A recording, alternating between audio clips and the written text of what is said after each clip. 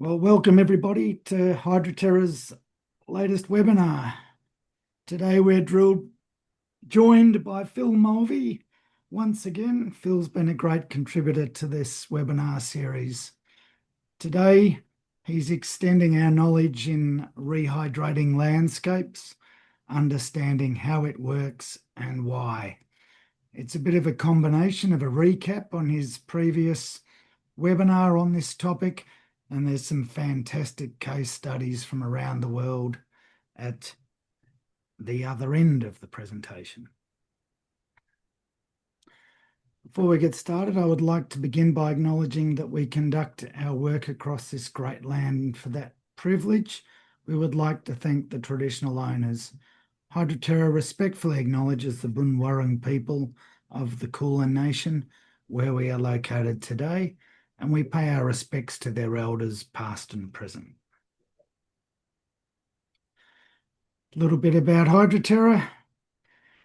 We're a monitoring organisation and we specialise in the provision of monitoring technologies. We support those technologies with a workshop and training, and we undertake field monitoring services and monitoring system integration.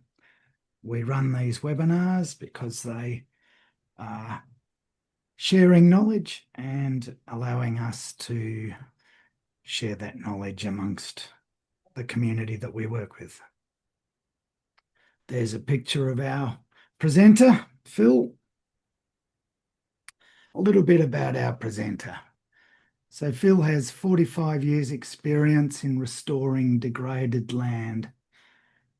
He is the founder of several companies operating in the US and Australia, including an agriculture software company, a regenerative agriculture company, and environmental consulting and contracting companies. Phil has a Bachelor of Science in Agriculture, majoring in soil science from the University of Sydney, and a Masters of Hydrogeology from the University of New South Wales. With background, Phil's skill is being able to assess the landscape in terms of production, resilience, and hydration.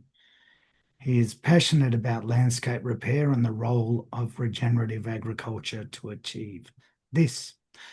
His focus in recent years is teaching the techniques to keep water in, on, and under the landscape. He has co-authored with his daughter Freya a book on the impact of soil degradation through agriculture has on landscape and climate, and is currently working on a book for farmers transitioning to regenerative agriculture. Now, sorry, there we go. As most of you are probably aware, we love your questions, and to raise a question, please use the Q&A button at the top of the screen, and we will read your questions out at the end. Hydroterra runs these webinars to share knowledge, facilitate education, and to take an industry leadership position. Without further ado, I will hand over to Phil. Thanks, Richard. It's a pleasure to be invited and a pleasure to talk to your audience. It's about 14 months ago that you and I had a chat in regard to aspects that influence landscape and the water cycle. So I just want to recap that a little bit. It's a session in which I introduced a concept called the Landscape Health Song.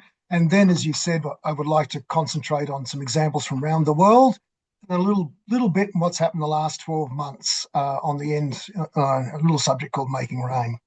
Next slide, please, Richard. As you know, we talked last time about the deadly Yagara flood, but the fact it came in so quickly. Next slide, please, Richard. We also spoke briefly about the fact that runoff across Australia is increasing, and a good example is Lake Eyre, which filled 8 years in 100 in the first 100 years of records, and then 11 years, well, actually now 12 in the last 40 years of records. Next slide, please, Richard. This is from the latest BOM report, looking at the highest and lowest decile ranges of rainfall across Australia. Very interestingly, if you look down in southern Australia, you can see that it's the lowest on record over that 30-year period across what effectively is Australia's mixed farm and cropping zone. Next slide, please. As you can see, there's the mixed farming and cropping zone, and it almost is a direct overlay with the reduction in up to 25% reduction and the lowest on record of the rainfall zones in the last 30 years being associated with that cropping zone. Next slide, please. We also covered back in 2021 a paper published in Science that in modelling after the 2009 drought found that certain catchments, those in red and orange, did not recover with a baseline flow back to a one-state model. So it meant that one state means to behave as it did before. In fact, it ceased flowing during the dry season much more radically. So effectively, the water table had dropped, or runoff was occurring far quicker, or we weren't getting enough recharge. That zone is associated mostly with the Silurian mudstones, which, when abused, slake and disperse, therefore promoting runoff. Next slide, please. Once again, just visiting the number of extreme temperature days we get in Australia, can see has been increasing substantively. So we've got increased runoff and reduced rain, which seems somewhat opposed, and extreme heat. Next slide, please, Richard. But interesting enough, the number of bushfires in central and eastern Australia, representing 2% of the landmass, has 28% of significant bushfires resulting in 100,000 hectares burnt, or a person, unfortunately, that got killed. If you look at the change in slope associated at point A and point B, the solid line at point A is when the irrigation area is opened up, particularly the Murrumbidgee irrigation area. The orange to red shaded infill is 15 years after. If you look at point B, that's when the second phase of the Murrumbidgee irrigation scheme expanded. And you can see in both instances, you've got a change in slope and bushfires. Next slide, please, Richard. So what are the landscape trends that can be resolved very, very quickly walking across these statistics? We've got more water running off the land.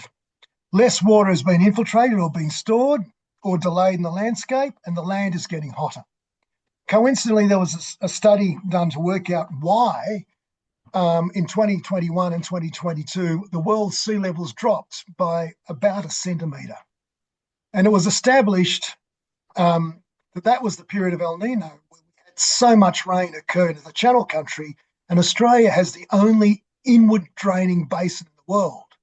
So we took so much rain that we actually dropped the sea levels by a centimetre as it drained inland to Australia. So a runoff is much more significant than it used to be.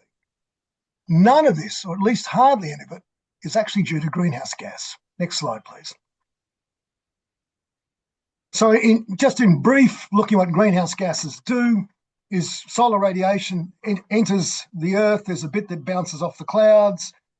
Of the rest that goes through, a tiny percent, 4.5% goes deep in the earth, 0.5% to photosynthesis, but the other 95% split into two things.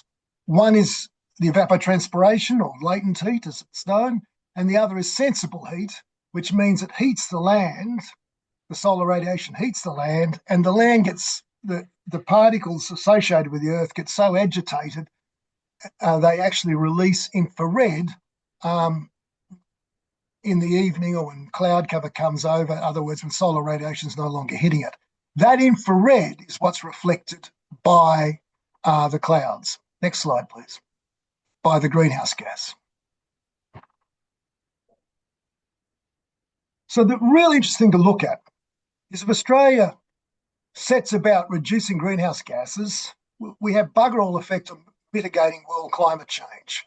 Because to get our CO2 emission levels back to the 2009 levels or even lower, it's actually less than the 1% of the world's emissions of greenhouse gas. But if we manage hydration in our landscape, it has a massive impact on mitigating climate change, because Australia is 40% of the non-ice landmass in the Southern Hemisphere. So how we manage landscape dominates the heat of the Southern Hemisphere and thereby the climate of the Southern Hemisphere. So correctly managing landscape is the most important contribution Australia can do to mitigating climate change. Next slide, please. Has that been modelled, Phil? There is one basic model that's been done in Queensland to look at the effect of landscape, which showed that it had quite a significant impact. As we progress through this, you'll find there's no money for modelling what landscape does. It's all focused on greenhouse gases, but that's a discussion for another day. We're focusing on hydration, Richard. So the small water cycle. Next slide, please. In brief, the small water cycle sits within the large water cycle. It's local rain, which is up to 40 to 70% in Australia. That rain comes from evapotranspiration from moisture that's held in the soil, in the ground, via trees, and which transpire up into the atmosphere, and that results in a series of movement across the landscape. Next slide, please, Richard. It's been so in essence, it provides, I said, that 40 to 70%. It's responsible for the dews, the fogs, the mist, the soft rain during winter, and the summer thunderstorms. And it magnifies what happens with the big water cycle and rolls the big water cycle much further inland than it would otherwise go.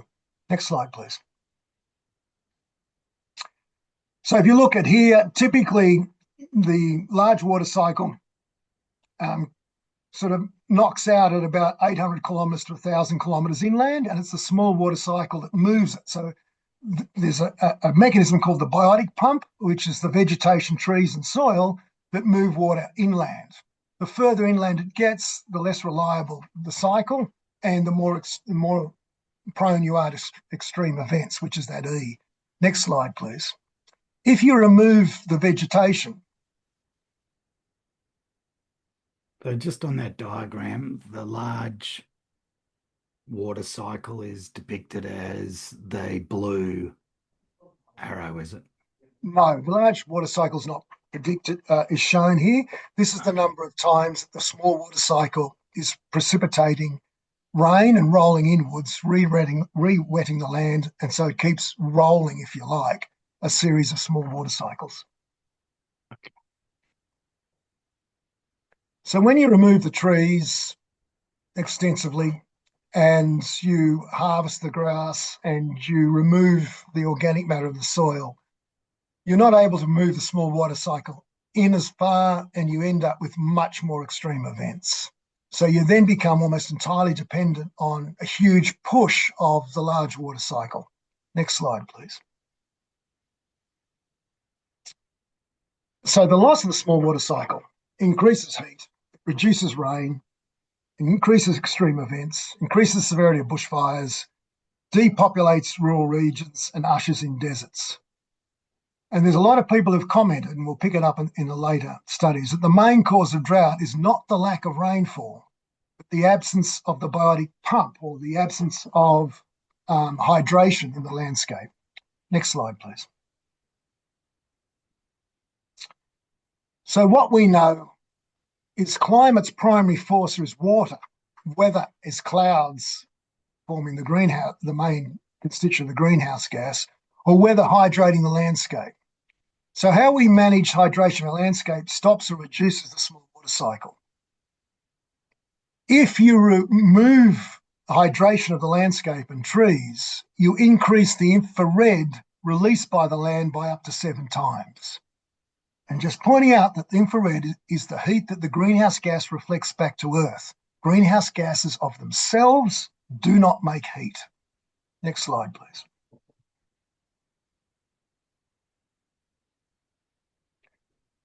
So effectively, this is an example done in Slovenia that just shows that on the right, you've got a water meadow, which is about 70 to 80% evapotranspiration, only 5 to 10% sensible heat.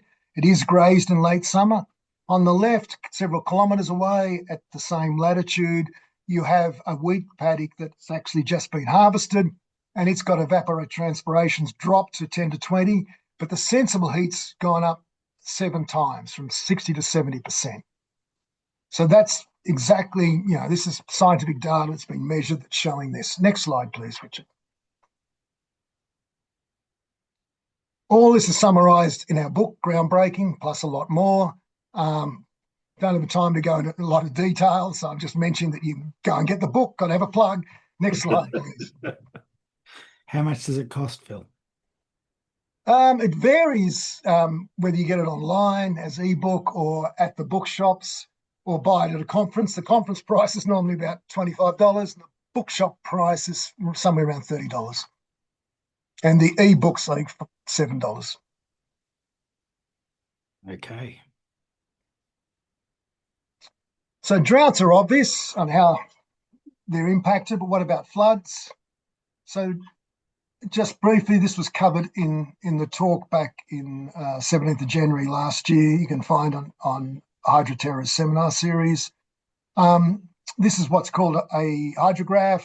A degraded landscape is the one in orange, where it comes through very suddenly with almost no tail. And the blue is a hydrated landscape where you can see it's got a baseline flow that flows through, whereas the other has almost no baseline flow. So you're dealing with the same river system, but one's degraded, which flash floods and no baseline flow, and the other builds up slowly, then has a long baseline flow after the wet period. Next slide, please, Richard. Once again, just referring to that briefly so you can understand that if you have a circumstance that water doesn't infiltrate because of the nature of your soil, you end up with a complete change in the nature of your river system as you dehydrate the landscape, and this is a publication that reflects that. Next slide, please. A little bit to understand, this is addressed more fully in the previous seminar, but just briefly, alluvium has a porosity of about 30%, weathered rock, a porosity somewhat less than 5%, and fresh rock less than 1%. A river that gains means that you're flooding the alluvium. Sorry, let me start that. A gaining river actually means your water's coming in from the alluvium, and a losing river means that you're flooding the alluvium, so you're putting river water back into the alluvium. So in this instance, there's almost nothing that's coming out its baseline flow. So this particular example would produce a circumstance of having a very sharp hydrograph. Whereas if you're flooding the alluvium, then you would have a much longer tail and you'd have a base flow that comes out of the alluvium. Next slide, please, Richard. If you want to know more on that particular, please look back to the earlier seminar. So looking at landscape that impacts climate and how you get it, set grazing can do it. That's where you put stock in a paddock and leave them there for a period of time, and they can eat what they want, when and how they want. Whereas mob grazing tends to be you move stock within a 2 day, sometimes even a 12-hour period. So set grazing reduces diversity, has organic matter loss, or deaggregates soil, which means it breaks up to multiple particles and promotes increased runoff, and promotes compaction, promotes salinity. And because you have reduced cover, which comes from set grazing, you increase dust storms. When you've got less than 20 species in the pasture, you have almost the same, not quite the same impact, but moving towards it. So you have a reduced day horizon because you're disaggregating. You reduce the evapotranspiration, so you have less small water cycle and an increase in apparent droughts. Disaggregation, as we just discussed, forms alternate particles, which means you increase your runoffs, you reduce your evapotranspiration, you get less of the small water cycle, you get increased heats and frosts, increased bushfires, and you lower the water table because everything's running off. Removal of trees, which could be riparian zones or corridors, eco-corridors, or actual in reserves, reduces the small water cycle, reduces local rain by reducing turbulence, which increases the opportunity for rain. It increases sensible heat and increases runoff. So they're the things and the practices we do that actually impact climate from landscape. Next slide, please, Richard. The solution that we discussed last time round was what's called the landscape health song. A song because each component of the song has got to sing in harmony. So the basic principles really is get it in, hold it in. If it runs off, try and infiltrate it, and then work for more rain. So if you split that up into its components, next slide, please, Richard. The landscape health song has a component, if you like, guitar, drums, bass guitar, singer. So we've got soil, mid-slope, river, and climate. Next slide, please. So the soil, you're looking to increase infiltration and plant available water. With the mid-slope, you're looking to reduce erosion, reduce runoff and ephemeral springs, and reintroduce trees, increase infiltration, and increase the water table. With the river, you're looking to recharge the alluvium. And with the climate, you want to actually increase precipitation and optimize the small water cycle. Next slide, please. So briefly in soil, what happens in the biome at the actual root level, where the roots stimulate the bacteria, which stimulate the fungi to make a type of glue. It stimulates the fungi to do various things, but the fungi made a glue called glomalin, which you can see there has caused soil particles to stick to the roots.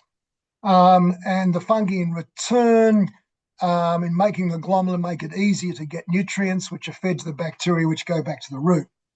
To have a successful biome root zone, you need organic matter and mineral matter to work with the living matter, the biome. And the next circle out, if to have a successful soil that's caused by the inner circles working together, the successful soil then works with evaporation and vegetation to actually temper or modify the climate, which means more rainfall, less heat. Next slide, please, Richard. In brief, when this is discussed more fully in the previous presentation, what you're looking at is ideally you want to have aggregation which moves you towards the green curve.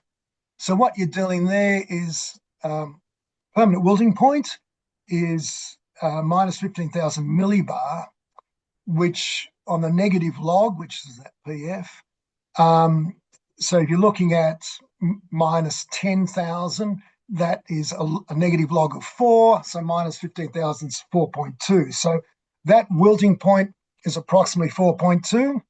The field capacity is the point at which a soil drains, and it's around about 100 millibar. It varies from soil to soil. So that field capacity at minus 100 millibar is represented there as the log of 2, or the negative log of 2. So what you're seeing is what's between those 2 points is the water available for the plant. And if you're dealing with a heavy clay soil, compared to maximum water, you're only dealing with a little bit less than a third being available. And if you're dealing with a sandy soil, which is the dark brown, you're dealing with 6 on 40. So that is down at about 16% being available. If you aggregate both those and pull them in, you end up with a circumstance of about 32 on 42. So you're looking at roughly 75 to 80% of the water is now actually available for the plant without actually being free drained or held very much in micropores. Next slide, please, Richard. So that's what impacts of aggregation in a sand dune and pure sand. You can see that particular plant to the left has put out and stimulated fungi to actually aggregate round it to improve its moisture holding capacity, in what looks on the right to have no moisture holding capacity at all. Next slide, please. This is a similar fine sand, windblown sand, in a dairy situation that has got multi-species pastures, and you can see the degree of aggregation that is occurring on the right, and on the left it's land that is still being improved. It's 5 years into the improvement program. Next slide, please, Richard. The same occurs with clay. It's back to this image again, but you can see on the left, it's over 35% clay because it's actually smeared where the aggregation has been broken down by the shovel. And so you're getting this plastic failure, which is typical of a heavy clay. But it's a multi-species pastures, not so obvious in that shot. And it's caused a lot of aggregation, so it's improved the drainage. Next slide, please, Richard. Once again, we've moved to the green line from both. Next slide, please, Richard. What can destroy the aggregation is if you put fertiliser out in available form. So the situation is that under environmental biology, you're looking at the plant won't waste energy to get nutrients if it's provided for free. So roughly 30% of sunlight on the plant that goes to a photosynthate, 30% of it is excreted out for the roots. Roughly 30% is for root growth. 30 to 40% is for above ground growth and fruit. So 30% of the total energy converted to the plant is actually secreted out through the roots to go and get nutrients. So if you stop the need to go and get nutrients, the plant won't keep the biome alive. So what happens is aggregation breaks up, and as aggregation breaks up, you tend to degrade your landscape as a result. So putting out available fertilisers constantly, not just occasionally, but constantly, does result in the breakdown of aggregation. And that's to some extent why no-till and covers only works for a short period of time whilst you continue to use freely available fertilisers. Next slide, please, Richard. So the take-home message is to build plant available water, you need to build the soil biome. To build plant available water is needed to change the actual landscape. So let's look at runoff. So next slide, please, Richard. Runoff is related to infiltration and plant available water. If your rainfall intensity exceeds the infiltration rate, you get runoff. If the plant available water bucket, i.e. the pores are already filled with water, you get runoff. If you have runoff, you're losing water from the point it falls. And effectively, except in extreme storm events, runoff is the result of poor land management. And you commented last time, Richard, that in forested landscapes you studied during your master's thesis, you actually found even in the heaviest of rainfall, you had almost no runoff. Yeah. Anyway, moving on. This is an example we talked about last time. Paddocks almost adjoining each other, one on multi-species pastures, one on what was the improved 3-species pastures at the time with native invasion.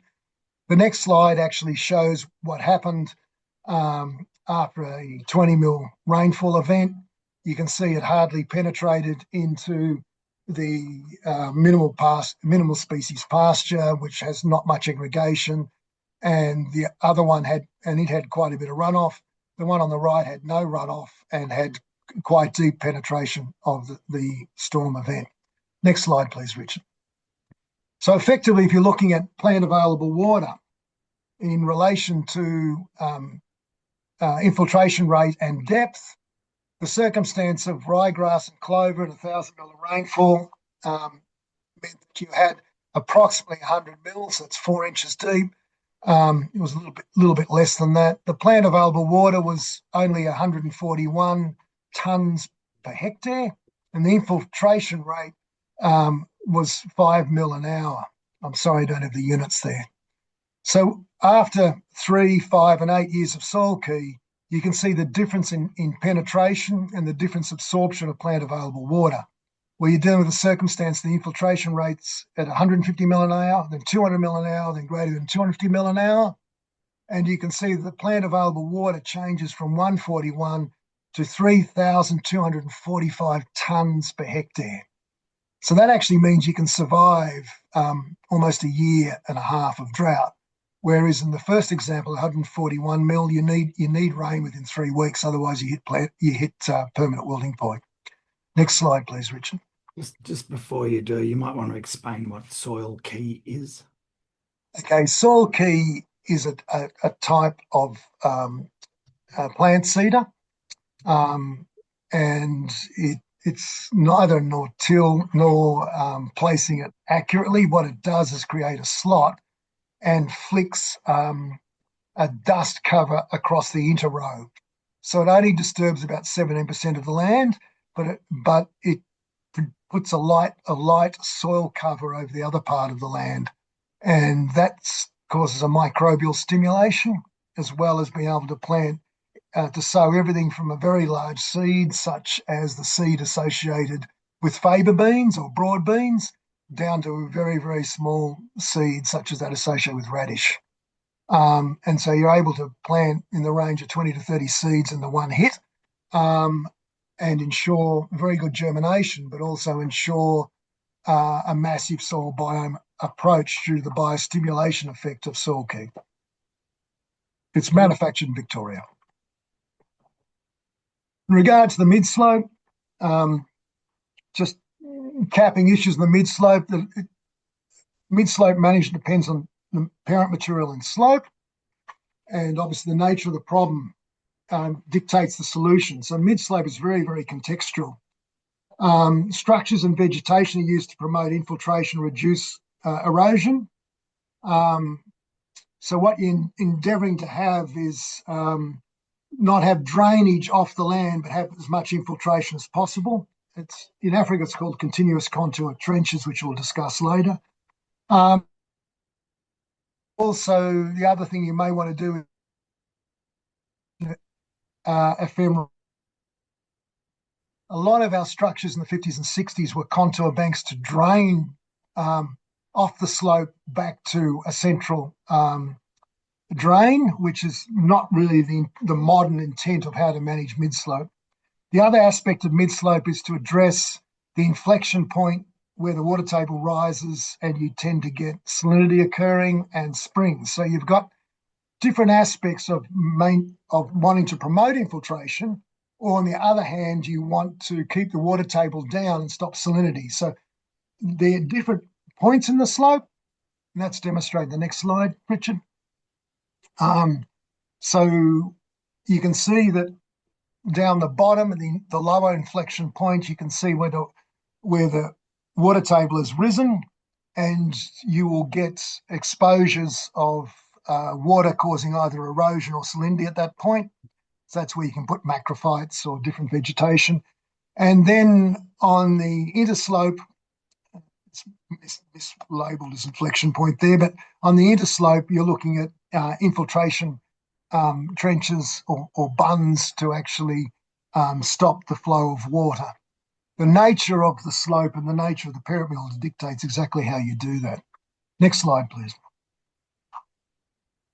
So that's the landscape health song. It's discussed in a lot more detail in the previous presentation, a webinar back in January 17th. So let's now jump into international examples of successful rehydration. I've pulled these, I've had discussions with some of the people involved, but mostly I've pulled these images from a series of YouTube sites. They're listed here. A lot of the foundation work done in Africa was done by an agronomist trained out of Armidale University who works for Australian World Vision, guy called Tony Ronaldo. And he developed a system called farm managed natural revegetation, which started most of this off. So next slide, please. So this is in Ethiopia, Tigray. You can see some of the slopes they're operating in. Though the soil's quite good, it's highly erodible. And you can see that at next to the lady's shoulder, you can see there's a cut that's down about 12 inches occurred just to put that potato crop on. So they're now farming quite marginal land in terms of slope-wise that's highly erodible. Next slide, please. So what you've got is just severe erosion of the landscape, overgrazing, trees removed, massive erosion occurring. The bottom shot, it's hard to get, but you're looking at a hill looking downwards. So you've just got all your A horizons being stripped off. You're channeling into your B horizon. And so you've got really a major degraded landscape. And this meant huge amount of drought in the 80s and 90s across Ethiopia. Next slide, please. There's been a massive change that sort of came through in the mid to late 1990s. And so you've got, these are a series of before and after shots. They're taken over a 10 or 15 year time period. And I assume from much the same season. Next slide, please, Richard. Once again, you can see that a massive denudation has occurred with revegetation starting to be successful. Next slide, please, Richard.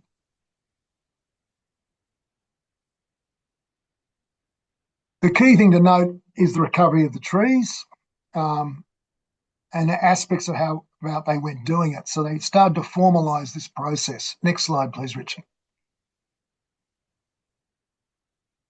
So they had a strategy of watershed management for different areas.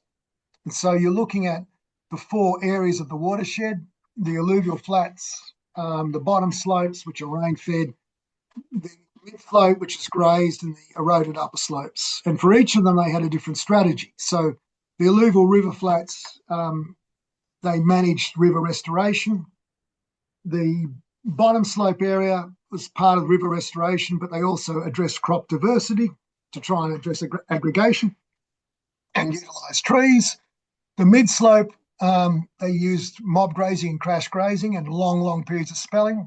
They protected the forest, and they did a type of coppicing to allow main trunks to come through rather than planting out. So they let natural trees come off from areas that are being excluded from cattle, and they coppiceed it to promote single trunks. And this was a technique not dissimilar to what we call HIR, which is farmer managed natural revegetation, which I said was invented by the Australian agronomist. They also put a lot of infiltration trenches across mid-slope. The eroded upper slopes, they restored the gullies. In Australia, we call a lot of it leaky weirs, Peter Andrews' method of using weirs. Ethiopia, they call them percolation ponds. In India, they call them LBSs, I think, loose boulder structures. In the USA, they call BDA, beaver dam analogues. So these temporary structures that you put across. And then finally, they had terraces that were sloped back that allowed the opportunity for agriculture, and they had infiltration trenches. Next slide, please, Richard. So let's go through a little bit of what that looks like. So you look across and you think that's a contour bank. Next slide, please. Notice lots of people working. But in actual fact, behind the bank are a series of trenches. Next slide, please. Those trenches aren't connected as a continuous trench. You can see between the 2 trenches, there's an area that's not dug, but downstream of the downslope of the trench, there's a lot of rubble placed so that if the trenches overflow, they go through that rubble fairly slowly, but they drain through, and then you can go down to the next level down. Next slide, please, Richard. So they're quite intensively placed. They're hand dug typically, and they involve the whole community. Next slide, please, Richard. Terraces also, the community just hand stacks them and they slope them back. Most of these programs have active utilisation of both male and female, and the amount of females as a result of these programs in farming has gone up hugely. You can see that in this one that the terraces slope back, and they do create, and slowing the water, they create opportunities for cropping. Notice the landscape is a lot more rocky than what we're dealing with, and the rock's a lot easier to break up and track than a lot of our landscape. Next slide, please. They also put in check dams along the river systems. Here you can see a Gaber basket loose rock dam being put in. Next slide, please. Once again, you can see what we would call leaky weirs, but they're calling loose boulder structures put in place, and before and after. So it's quite common across the world to put these structures into place, even though it's illegal in Australia. And they also called percolation ponds when they're a bit bigger and slightly more permanent. Next slide, please. Here you can see the percolation ponds down the bottom. You can see combination of some rock terraces across the hill slope. So you can see the system working. And then you've also got diverse pastures occurring with both trees and melons growing. And then along behind or in the shadow area of the trees and the melons, there's a variety of other crops that have just been planted. Next slide, please.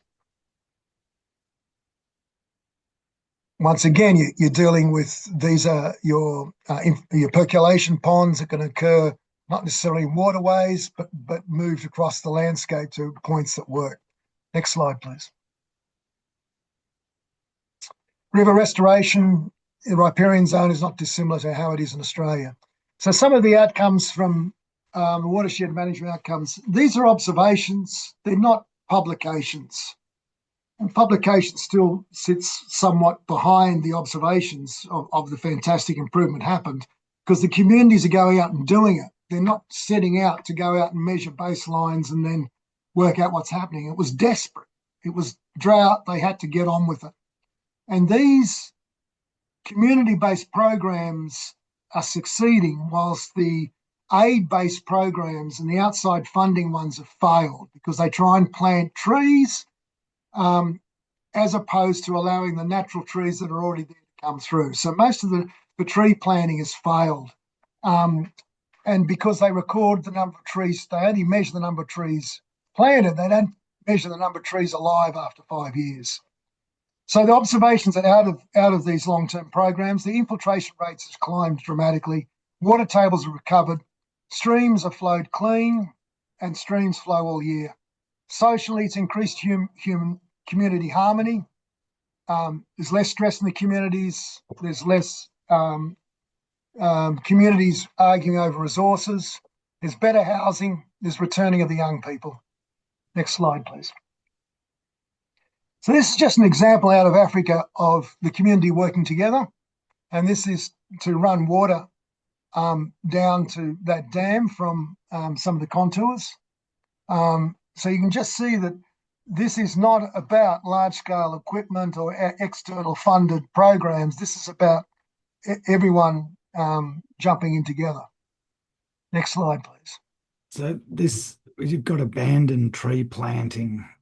So is this one of those examples where they tried rehabilitating with planting? Well, this is across, see that humpy landscape? That's where they planted heaps of trees, and they didn't work. Okay.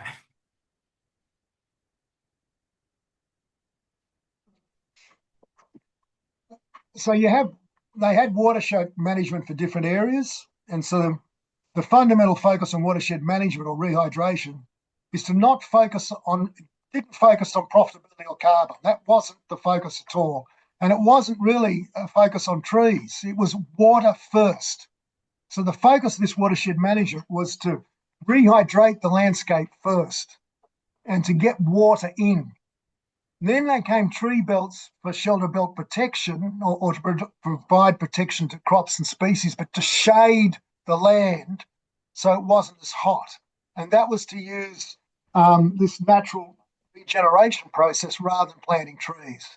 Then came pest management and animals, and last was soil improvement. So the focus here was on rehydration to lift the water table to ensure that the villages actually had a water supply because they depended on wells. And this was not forced from outside. This was not these weren't substantively funded programs.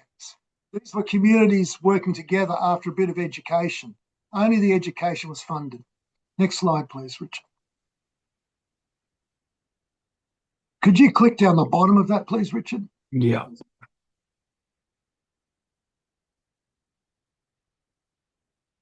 Same time of year, 10 years shot. Next slide, please, Richard. Great photo, that one. There's other programs that are occurring in Africa that are worth looking up in different areas. I'm not going to go into them. I'm just concentrated, so much around the world we can pick up, but there's quite a bit in Africa as well. Next slide, please, Richard. Got to be careful. I mean, this is given as a successful example of revegetation, but I suspect that what they've taken a photo of is a player lake. And it looks to me not so much about successful, it's just the ebb and flow of the season, of long-term seasons. So you do have to be careful with the information that is coming through. But the two projects I've given you are over 50 years duration. Next slide, please, Richard. The Pioneer Foundation in India is definitely, everyone should be aware of this. It's an amazing study. So in 2015, they had a sort of the back end of a long dry spell. They had a 2 to 3 year major drought, which really just punished the landscape, but it really had, once again, a major impact on village wells. And villagers, particularly women and children, had to go vast distances to get water, and school rates dropped, and general maintenance of the whole community dropped because people were spending so much time getting water. Next slide, please, Richard. But what they realised that the main cause of the drought was not the lack of rainfall, but the absence of rainfall water infiltration. If you want groundwater, you need to get infiltration. And you also needed community collaboration. So a couple of movie stars got involved, Amir Khan and I've left Karan's surname off. My apologies for that, because it is important, because they've done amazing stuff.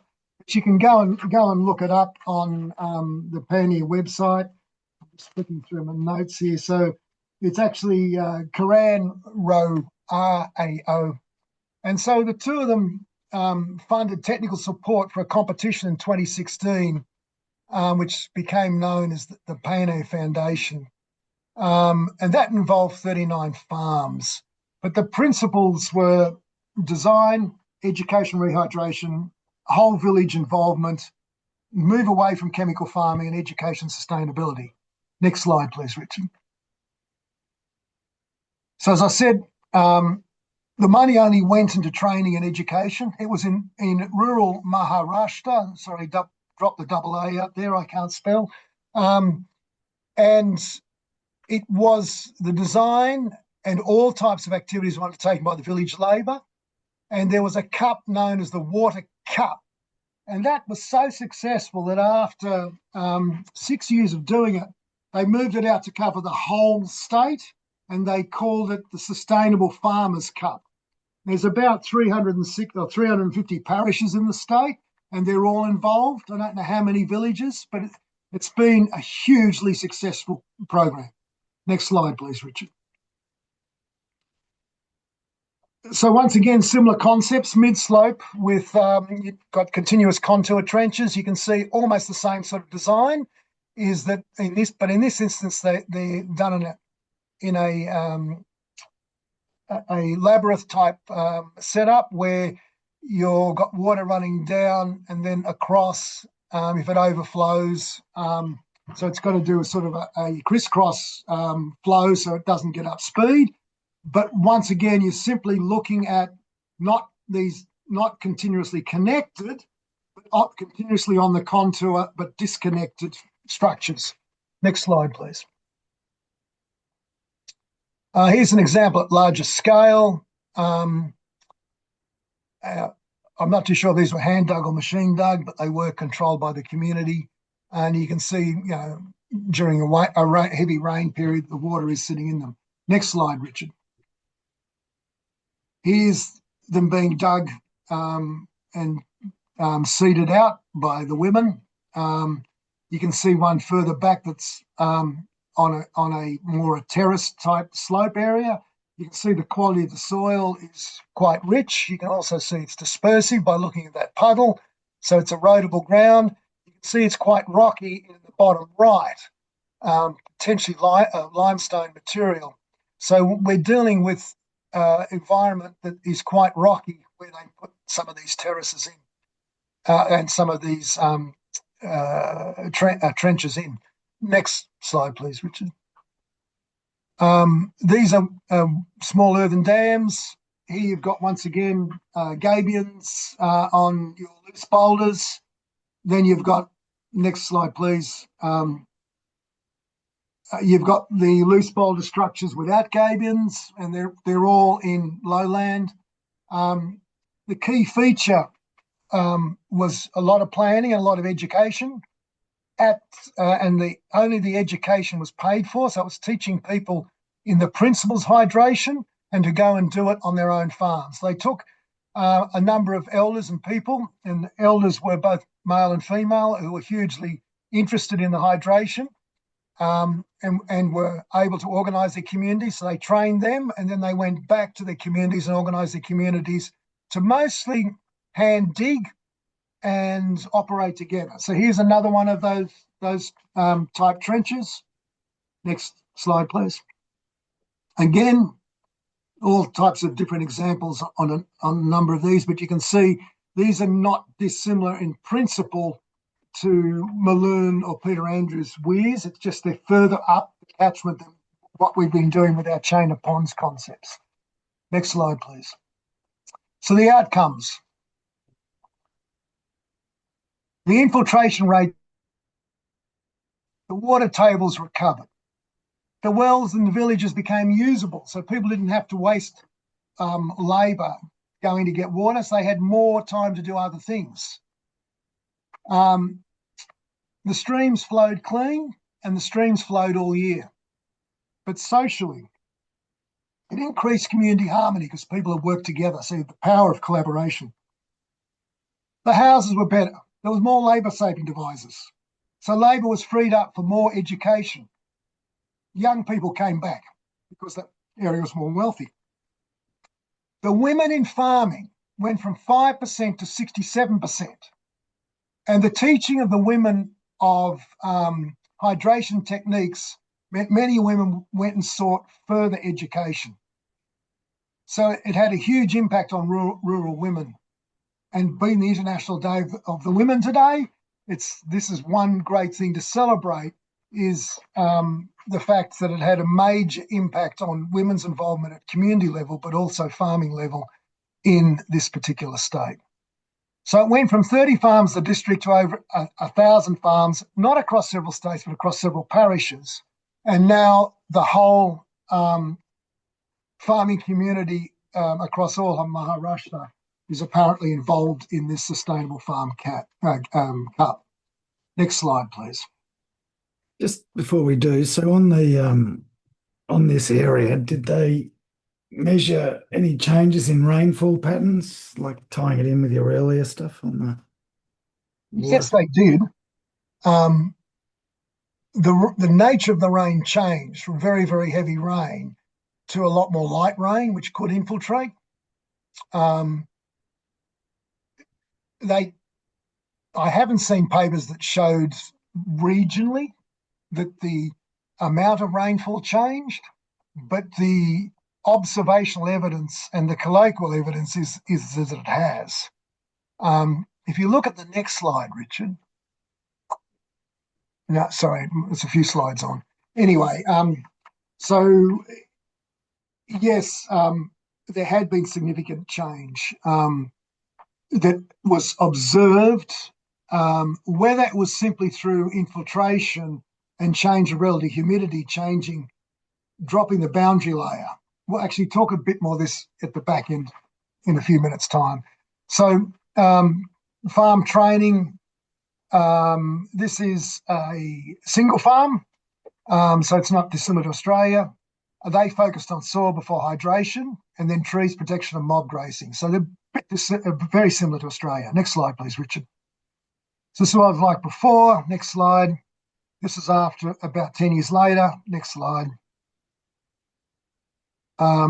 This is the same principles of mob grazing, but in this instance, it's a woodland, and they have a lot more trees in their system than we do. We tend to group our trees at the edge of paddocks. Next slides, please.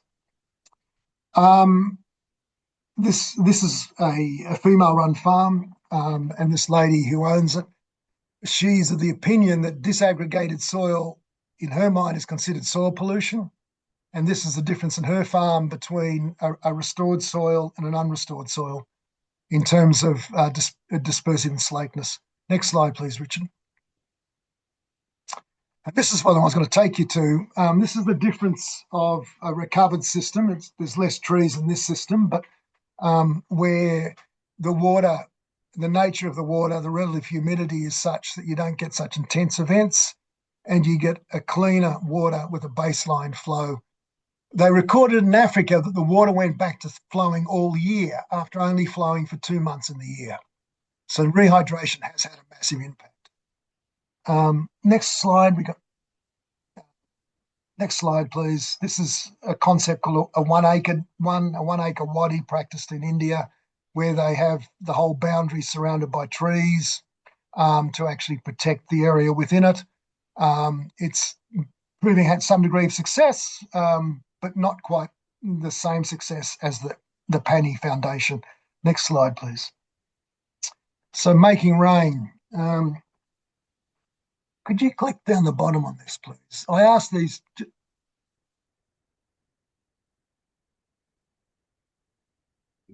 Sure forgot sound though. We've lost the volume. Can you input your sound, Phil? Oh, hang on. Right.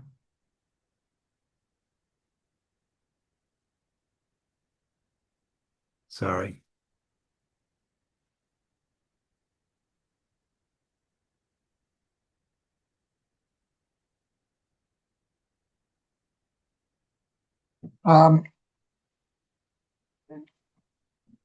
This is Hamish Hunt and his daughter Ellen, and we've been working together for about 3 years now. And they're talking about observations they've made. It's a great video that Ellen's made. I'm sorry we can't get it up. I can send that out to the attendees, Phil, if you like. Just as an attachment. Okay. If you could go on to the next slide, please. So let me just, what Hamish is saying there is he's made a series of observations that started to come effect only in this year, and Southern Australia has had, particularly the Melbourne area, Southern Victoria, and into Southern South Australia, has had a prolonged below average period of rainfall. For some people, it's 3 or 4 years. For others, only the last 2 years. So quite significant drought up till literally the last couple of weeks. What we were noticing is that Hamish's property, or the Hunt's property, had begun regenerative practices about 3 to 4 years ago. And not all paddocks are fully converted across yet. It takes this period of time. But some paddocks have been now 3 years under multi-species pastures and sown by sortie. What we've noticed is, as the A horizon gets deeper with time, so you punch out to an A horizon starting at about 50 mil, it's in quite a heavy clay on the basalt northern of Melbourne, and we've now got down to about 350 mil of A horizon and fully aggregated material. We believe that there's a thing called quorum sensing going on under evolutionary biology circumstances, that once the trees can sense increased infiltration from the surface, it's worth their while to invest energy to get rain. So what do I mean by this? So we've been doing a series of observations. Well, I've asked Hamish and his family too, to observe what's happening in the trees and the landscape, to see if the cloud boundary layer became lower over their property and the line of trees they sit on. And there was no doubt that they are getting more rain than the neighbour of their neighbours, so a bit further away. There's also no doubt that the aggregation's improving with depth, the soil pH has come up, and we're getting way more rapid infiltration than we got before.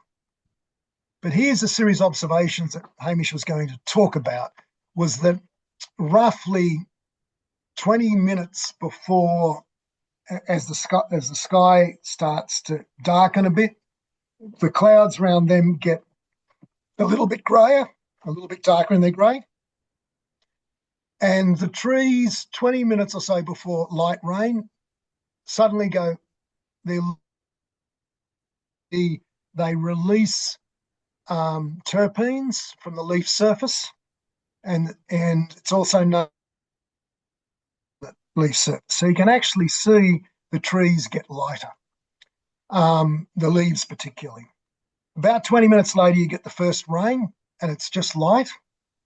And then 20 minutes after that, you get heavy thunderstorms. So what happens is that, firstly, the trees create a degree of vertical turbulence. Secondly, by putting out the terpenes and the bacteria off the leaf surface, you create nucleation and aggregation with the turbulence for the raindrop to get bigger. The lower boundary layer means that the clouds are slightly darker because they're deeper in depth, and the relative humidity difference between the ground and the clouds is less, and the raindrops got smaller distance to fall, so you get the first lot of rain.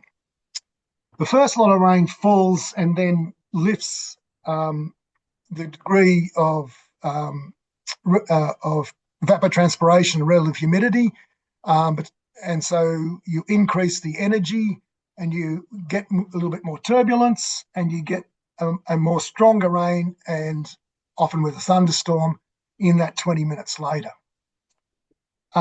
So you've got, and then it tapers off to much lighter periods. So the rain size and the rainfall duration, the raindrop size initially is small, it rises to big, and then drops away to small, takes longer than it appears to in adjoining properties.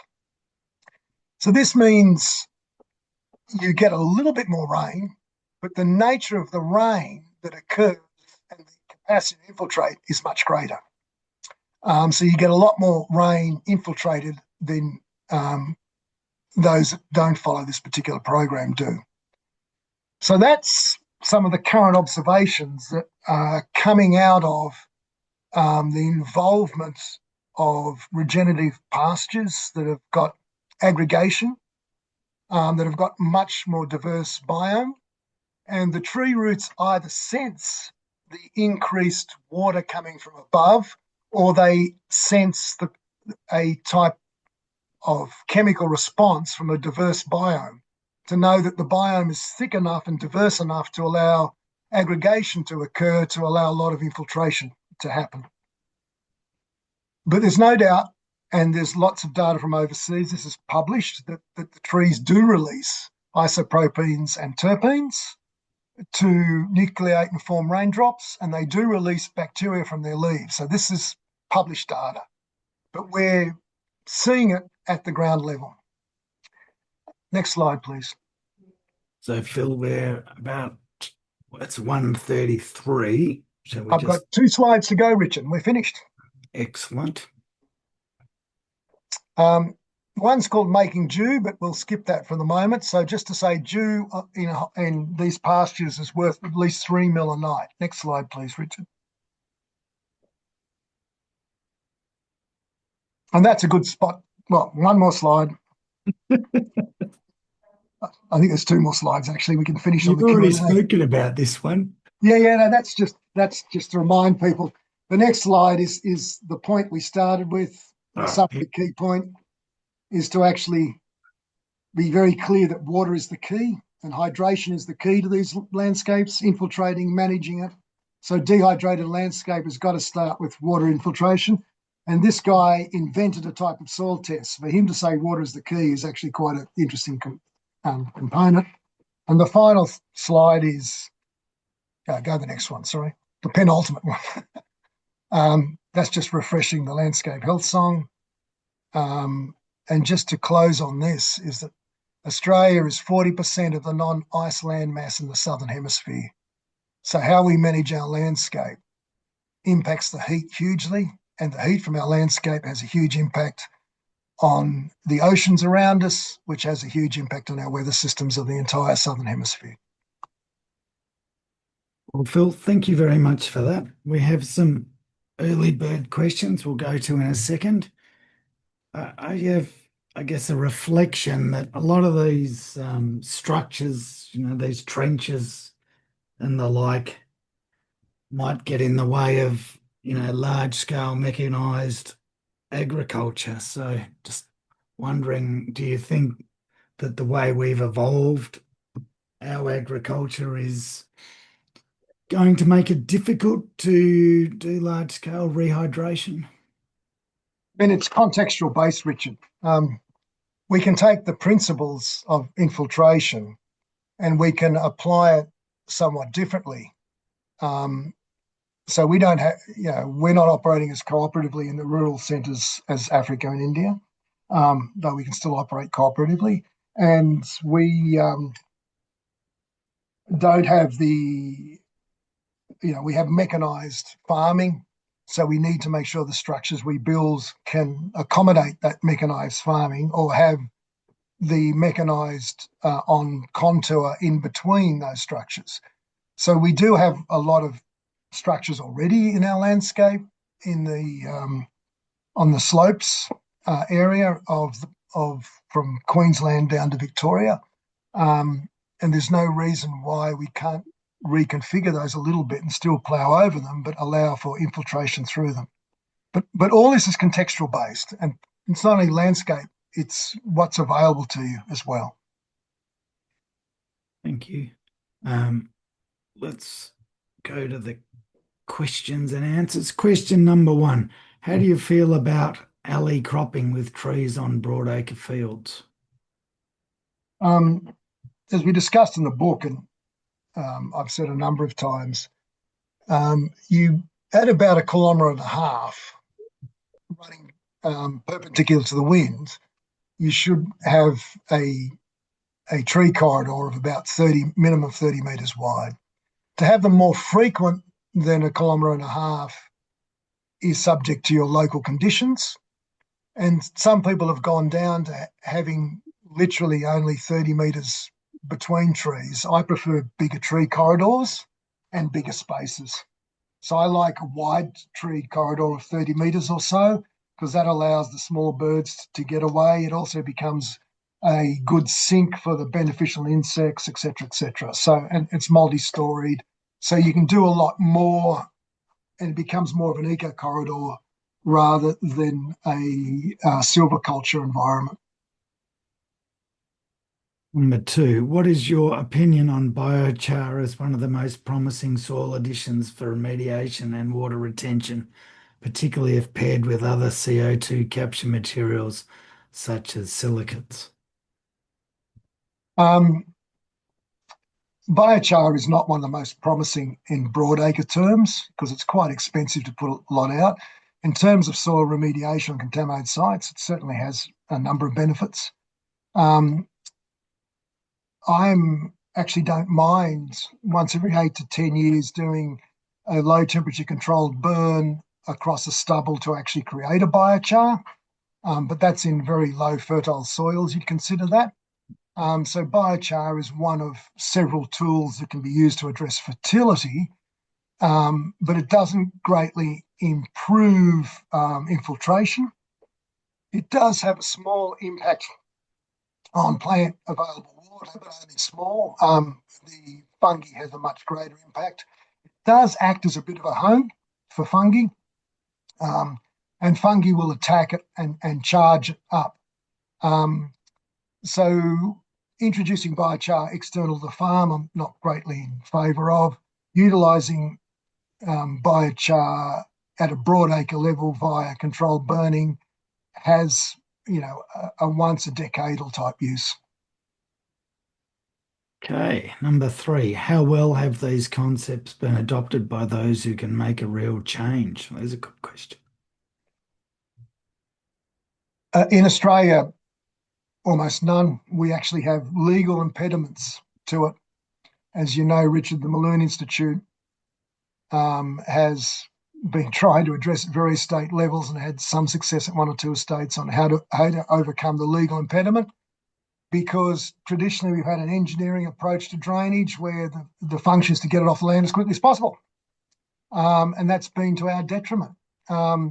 So to have a whole philosophical change of storing water, not in structures, but in soil and in groundwater, is actually a concept that is a little alien to the current legislation and infrastructure controls.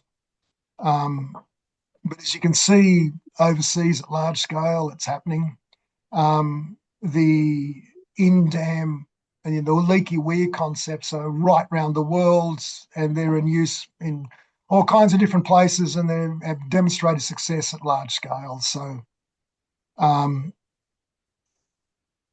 It is a challenge, just yeah, the way we run our country and regulatory structures and the issue of scale.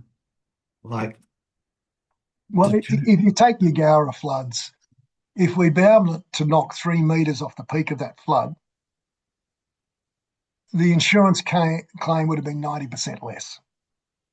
The insurance claim was about 450 million. And if you put that into land, if you'd taken 20% of that to landscape restoration, that flood would have unlikely have happened at that scale. so question 4 sort of is linked to this. How do we get government sector to back this and provide funding, whether it is external grants or internal funding and support? Look, I'm actually, having seen the success overseas in not going with government funding and the failures. So I think government funding has a role in regard to education and infrastructure support or tax incentives. But for putting some of those infrastructures into place or changes, so, either, low interest loans or tax incentives, but to go via funding and to designate a solution that communities don't adopt and support and maintain means it will fail. Just on the issue of scale and understanding impact, I suppose, if you were looking at infiltration practices and you're one farmer in a catchment and you've promoted a method, let's say it's, I don't know, leaky weirs, right? Do you think that in its own right, on its own, in a certain area is guaranteed to be beneficial, or do you think you need to evaluate its performance across a large area? It's probably worthwhile you considering inviting Hamish Hunt or one of the Hunts. They're on 100 acres, and they reckon they can see a huge difference in that 100 acres in their hydration after 4 to 5 years of doing it. So they've got mid-slope contours. They have mid-slope tree belts. They have multi-species pastures and controlled grazing. And they're recording improvements every year. In the middle of the drought, in the last 18 months, they've had very little need to feed out, except for certain reasons where they wanted to feed out as a management tool for building soil up over rocky ground. So all I can say is the farmers that practice this, and there's a whole bunch of them across Australia now, are firmly of the opinion that it's very financially worthwhile to do. But the good thing about the Hunts property is it's down as little as 100 acres, and they've seen significant change in a short period of time. Yeah. So the scale is less important than applying the method. Well, there's no doubt that at regional scale, say the catchment based, subcatchment based, if you've got a multitude of farms at subcatchment level, that you'll have a greater impact on the catchment if everyone's engaged.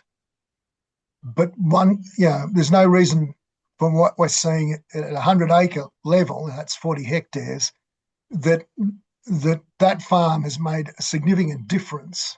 So the baseline flow coming out of the creeks beneath their property will continue to run a lot longer than other creeks in the district.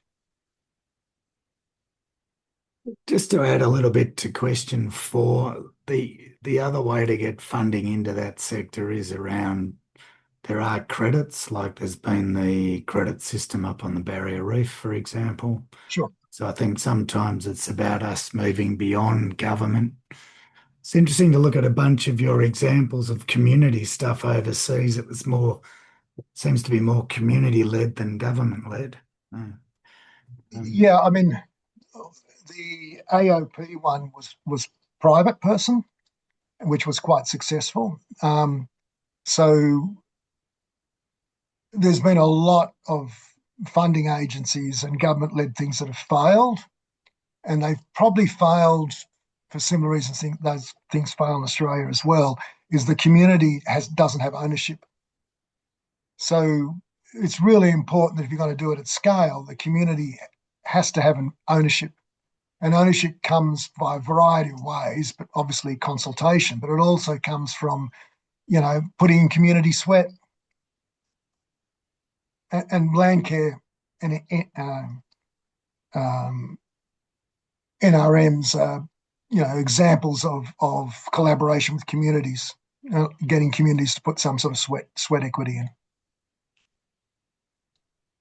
All right. Question number 5. Apart from organics, what are the most important soil amendments for the most common soil classes? I'm thinking along the lines of Professor Richard Doyle's periodic table of soils. Okay. Landscape system amendments, so at a system level.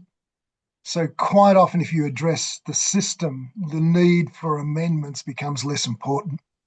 That's not to say if you have a saline or a dispersive soil that a fast amendment with a dispersive soil is to look at a gypsum solution.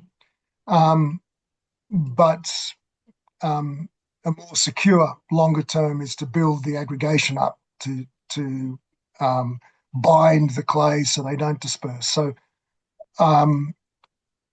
when you're looking at amendments, you're looking specifically at the soil and addressing symptoms. I'm more at a systems level to actually address the causes. And sometimes it takes longer to address the cause, and you may have to step down to system amendments. So I'm not so much adding organics as stimulating a system that creates the organic glues necessary to do it. But obviously in the short term, and economics does mean that you may well have to step into amendments. But my talk wasn't so much about that. It's more addressing it at the landscape scale. It's interesting you mentioned about how when you apply fertilizer, plants effectively don't need to work as hard or put as much energy down into the roots. Does that mean they get better yields because they're putting more energy into, whatever it is, wheat or the bit that makes the money? Well, I mean, that's the theory of the green revolution, is that if you provide fertilizers that are readily available, then the plant can have more production. And that's certainly true, and it remains true during a good season, a really good season. That on a really good season, you will outperform regenerative systems that have to put energy into extracting nutrients. But during a bad season and a poor season, or an average season, the capacity to find water is enhanced by the biome. And so therefore, the plant that doesn't have a bigger root system and doesn't have an aggregated soil, it actually dies or gets severely stressed during an absence of water.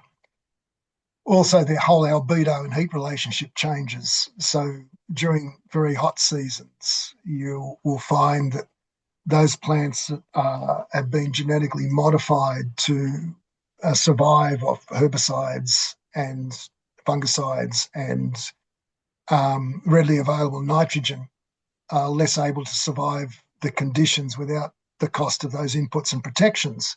And if you can't provide water to them and those costs of those inputs are too high, that you're using less thereof, you find that your yield is substantially less than the yield associated with the regenerative system. We have a lot to go to understand multi-cropping and which particular rotation systems we're using and what multi-cropping we're using, and what particular species of the heritage varieties that we can bring back to assist us that have a better root structure. So there's a lot still developing in this space. In pastures, it's a lot cleaner. We do know that the modern ryegrass has been genetically modified, has been genetically bred over the last 30 years to have about 30% more simple sugars, which gives, a way better hit for the cow, but the diversity of it's way less. The cows are coming up with various chronic illnesses associated with fairly simple pastures that are very rich in carbohydrates. And you're ending up with a root structure that can't survive droughts and needs to be well fed and with the animals moving over the top of them, the ground conditions lead to feed problems because the soil is not able to aggregate because the plants aren't designed to do that. So under pasture systems, it's quite different, and we do know categorically that the system's way more profitable, and the system, except for really, really good years, is way better for the landscape, the animals, and the hydration. All right, we better keep moving on. Number 6, interested in any information regarding final landform designs that assist in groundwater recovery after mining and dewatering activities. Okay, that covers a lot. So you've got both tailings dams and waste rock dumps, and I have done a lot of work in both areas. But the key thing to understand is contextual based, and the idea is to get good infiltration, good plant available water. The problem is most mining occurs in arid areas and it's organic matter deficient. The whole function of digging up rock and crushing it is it's got no organic matter in it.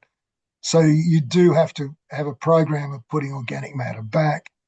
A lot of the work done in the Pilbara now works on scalloping on slopes. So you do harvest water and you do get tree growth associated with scallops. So some of these practices have been in play in the Pilbara for at least 15 years now, maybe more.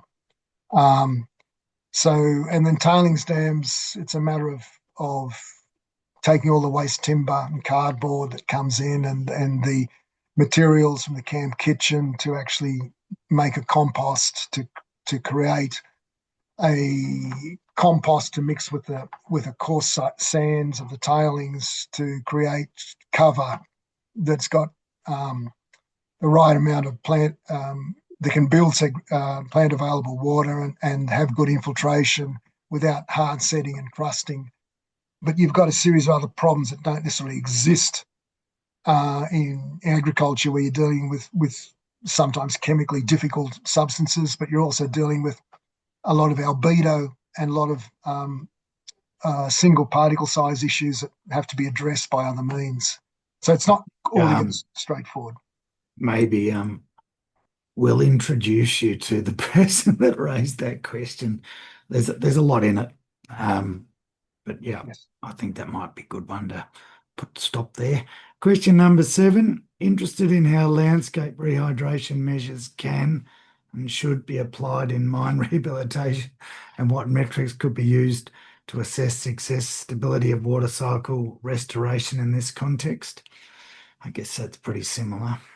Well, yes, but it's also fairly similar to agriculture. If you're looking at water recovery, you're looking at baseline flow during the dry season and the absence or minimal runoff after heavy rainfall events and the quality of the water after rainfall events. So most of the metric remains the same.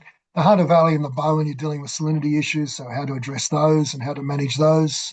And so having low baseline flow through the system is probably good, but you do have to look at increased weathering rates on saline materials and how to address those in the system. So won't go further on that, Richard, but yes, the hydration issues can and do apply, and there are measures for them in the mining industry.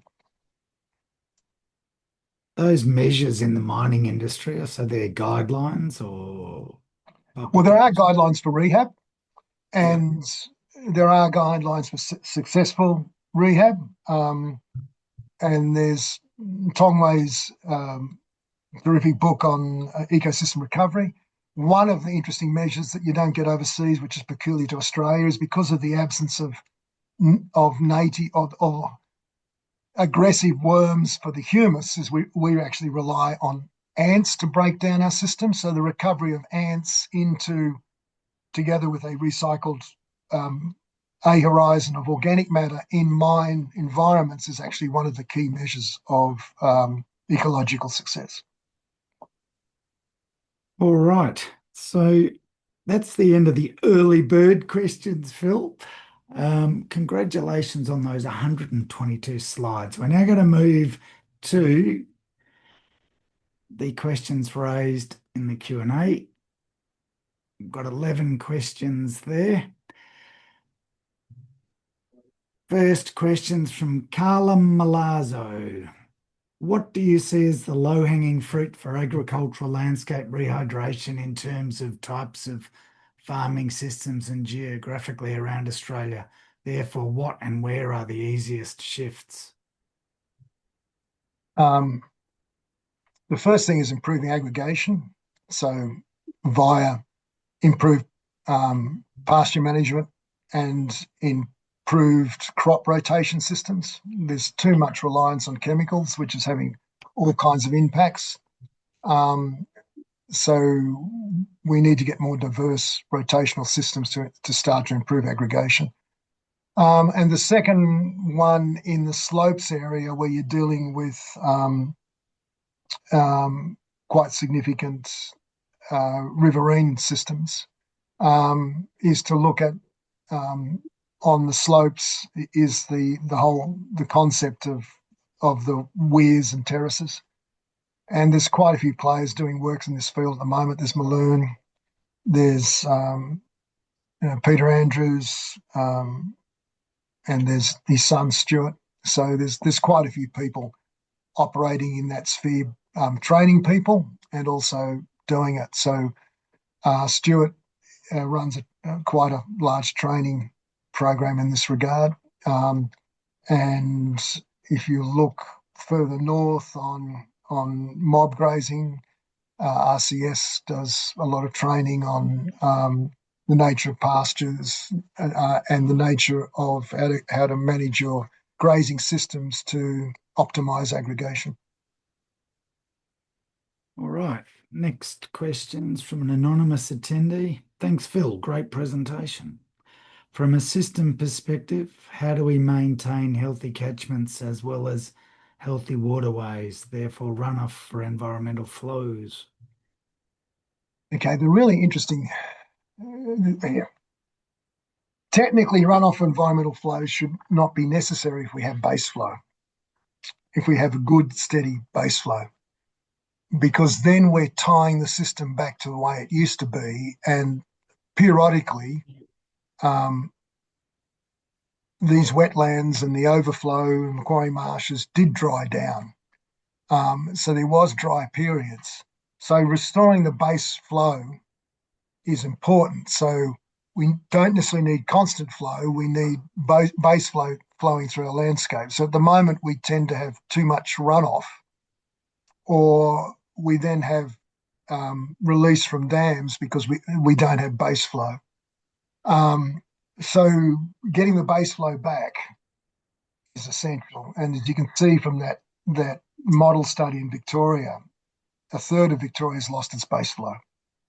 And I would say that's fairly similar across all of Australia, is that because we're not infiltrating into the soil, we're not getting the interflow drainage to the streams, and we're not getting drainage to the deeper groundwater. So we're not in as bad a situation as the US because we have managed aquifer systems, but we need to get more systems that the upper catchment, not in the lower catchment itself.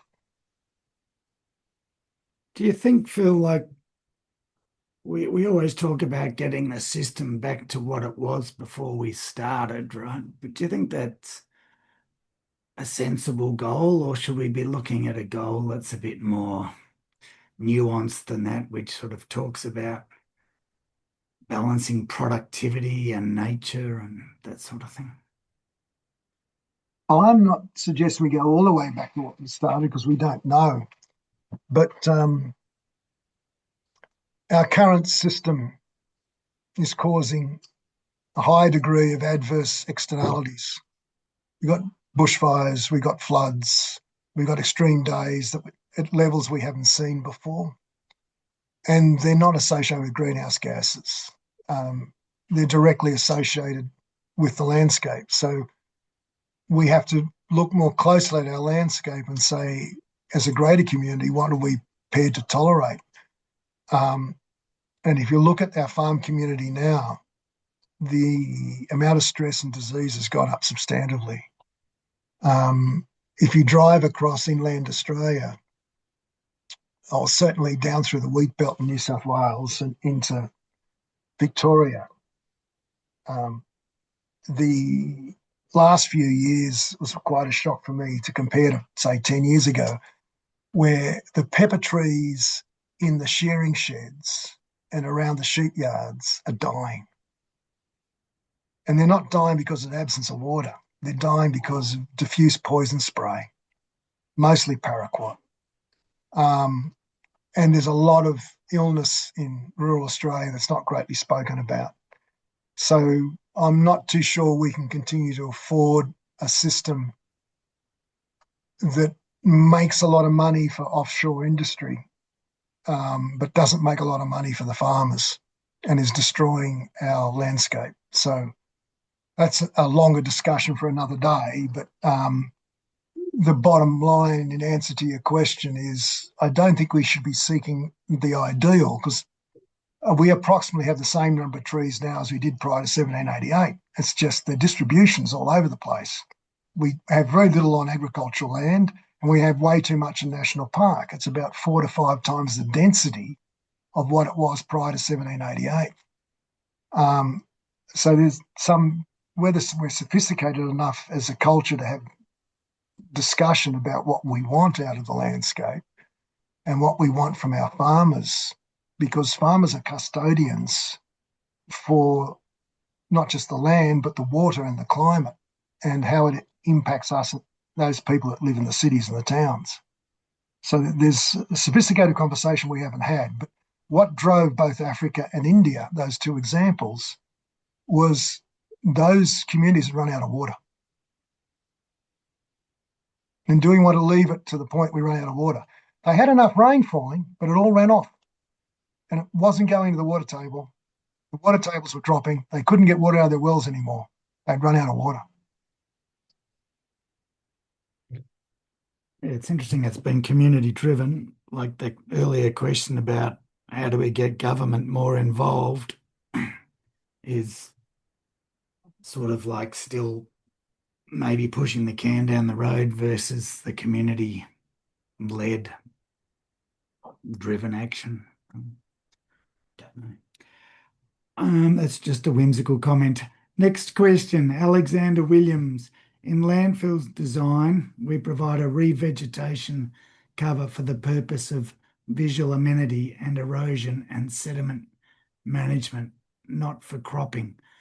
What applications of the landscape health song, therefore soils, might improve longevity of landfill capping and be improving of plant soil health aggregation, etc.?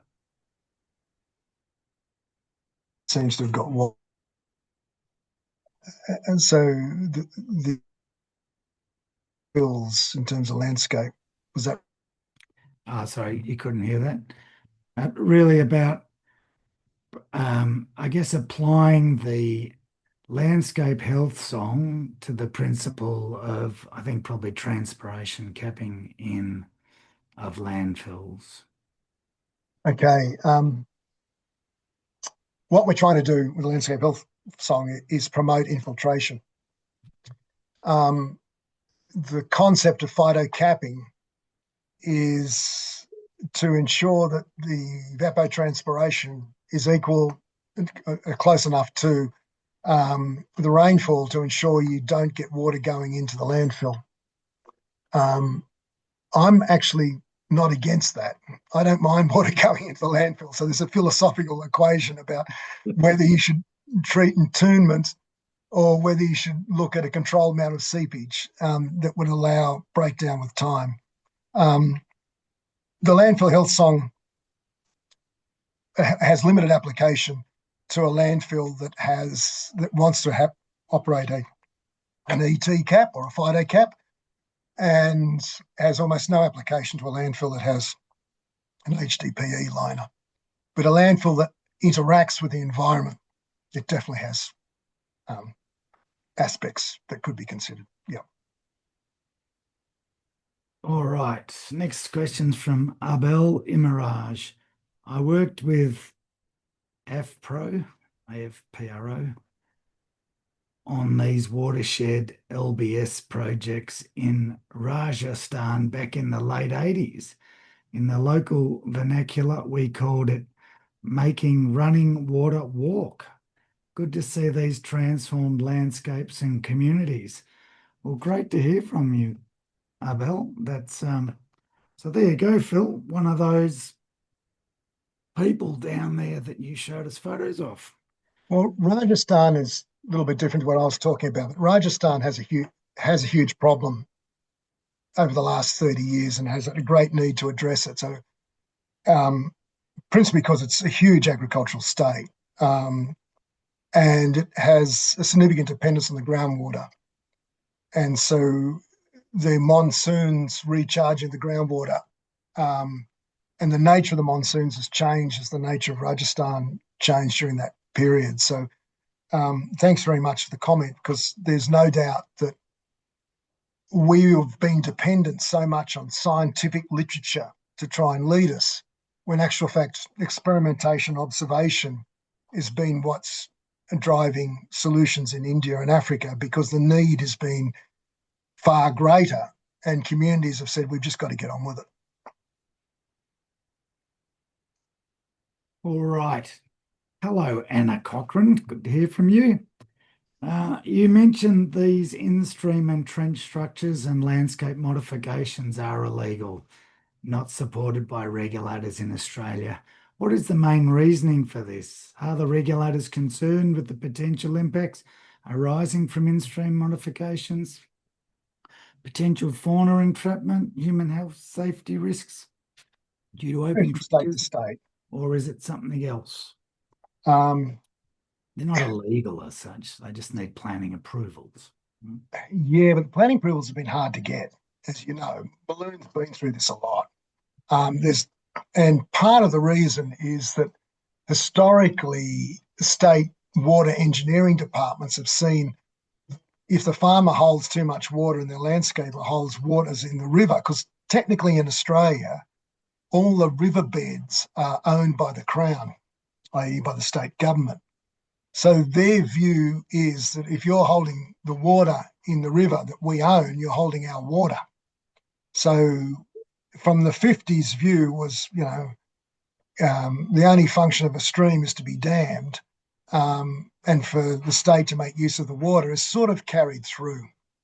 So there's a varieties of acts from every state. There's the Harbours and Foreshore Act in New South Wales that limits activities you can do within a certain distance of any waterway of certain categories.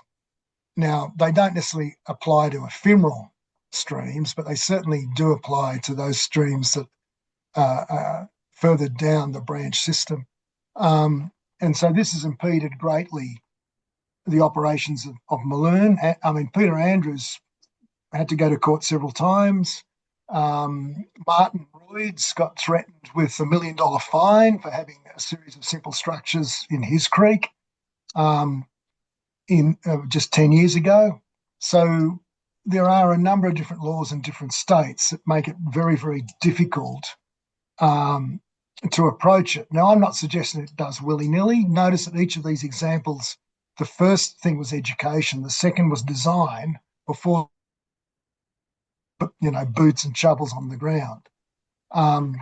So that should still be the case here.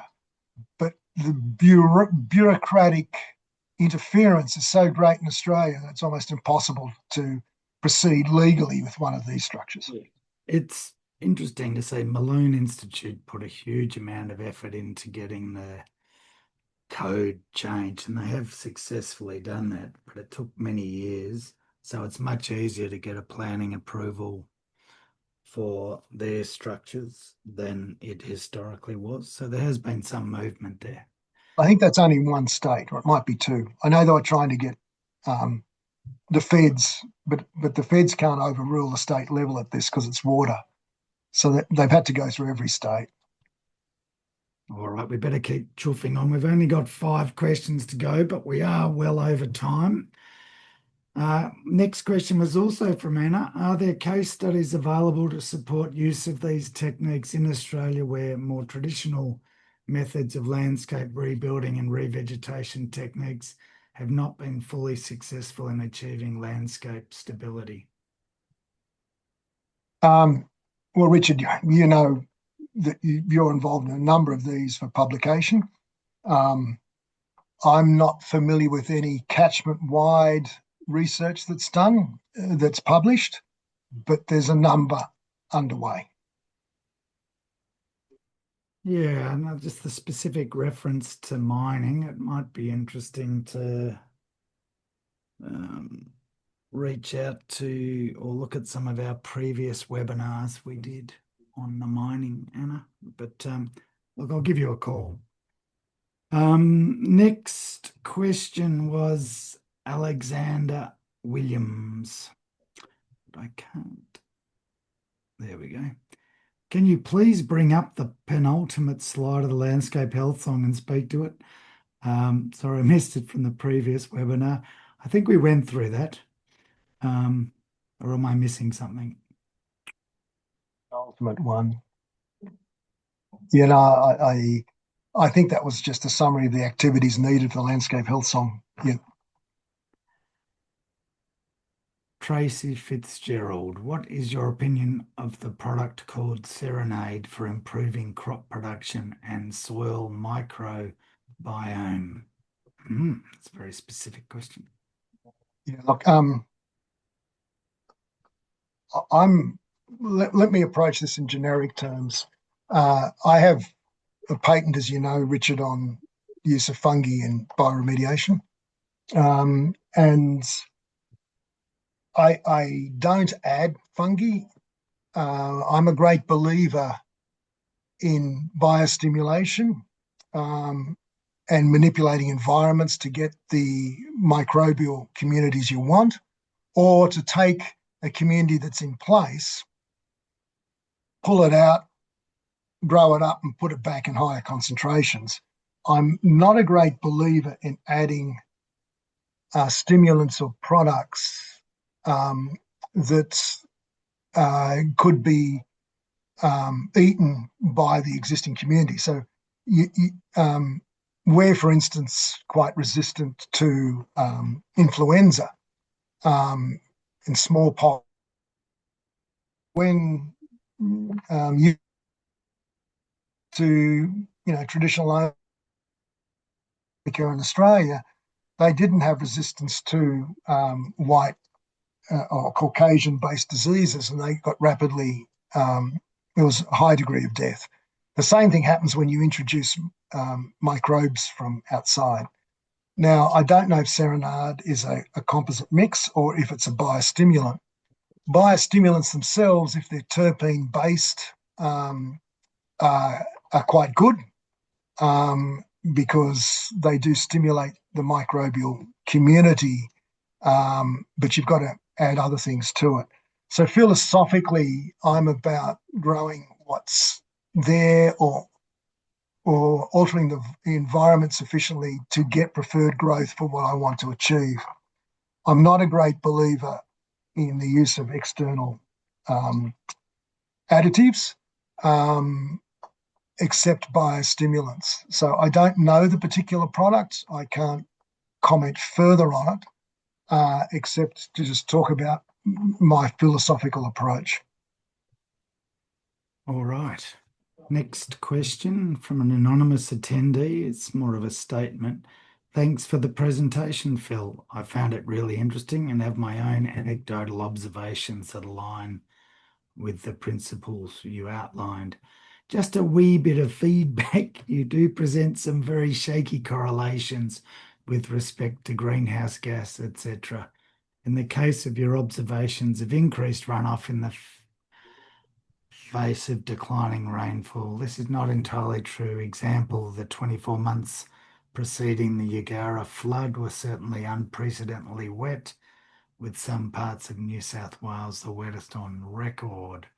There's a link put in there. Outside of that, there is a role of rainfall intensity outside of broad scale metrics, which you refer to, such 30-year averages across the country. Anyways, very interesting stuff. Many thanks, Phil. Do you want to comment on any of that, Phil? Yeah, I have briefly commented on the Yagara flood in the previous one 12 months ago, is that during the month of November, there was much wetter period. My comment in regard to that is that the right across Australia, in the last 30 years, we've gone from, in the mixed farming zone, 15% of land being cropped to 40% of land being cropped, which means that the nature of your soil changes substantively. In Yagara itself, they went from fundamentally mixed farming with less than 15% cropped to greater than 60% being cropped. And the soil types, as we discussed in that talk, were substantively different. So the storage in the A horizon would have been sufficient to pick up and cover a high degree of what that storm occurred. Secondly, the storm event at Yagara and the period predating it was only the sixth biggest storm of the day, and the period predating it was the fourth biggest for that period of record. Depends how long a period you take, whether it's 1 week, 2 weeks, or 3 weeks, or a month. So in essence, I do agree that if you reach saturation of plant available water, of what can be stored in the soil, you'll get runoff.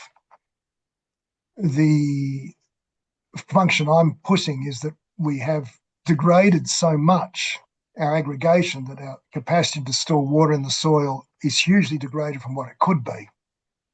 And that once you deepen your A horizon to and we've worked with A horizons now that we've seen deep to 800 mil from 50 mil, that the amount of water stored is significant enough to be able to take it literally 200 mil rainfall event in the one hit. But it does depend on how much rain's occurred before. That's quite true. And it does depend on how big the plant available water bucket, how much of it's full. And if it's fully full, yes, you will get runoff. So yeah, I can't go beyond that. It becomes a very technical argument to talk about what did happen in Yagara, but I've absolutely no doubt that we wouldn't have stopped a flood, but we would have reduced the peak substantively. Yeah, I think, like, in simple terms, if you're doing practices that are increasing the sponge to absorb more, then you are reducing the amount of water in total coming off the system. But if the sponge is full, the sponge is full. That's exactly right. Okay, Anna's back again. Anna, Thanks for the webinar and answering my questions. Very interesting. Then there's Miff Appleton. As a bureaucrat, local government, environmental health, with some involvement in local planning approvals, interested to hear more about barriers to education opportunities for regulators and better ways forward. Not necessarily a question to answer now, but to continue conversation after this. All right, Miff will link you up with Phil and Oh, thanks. great.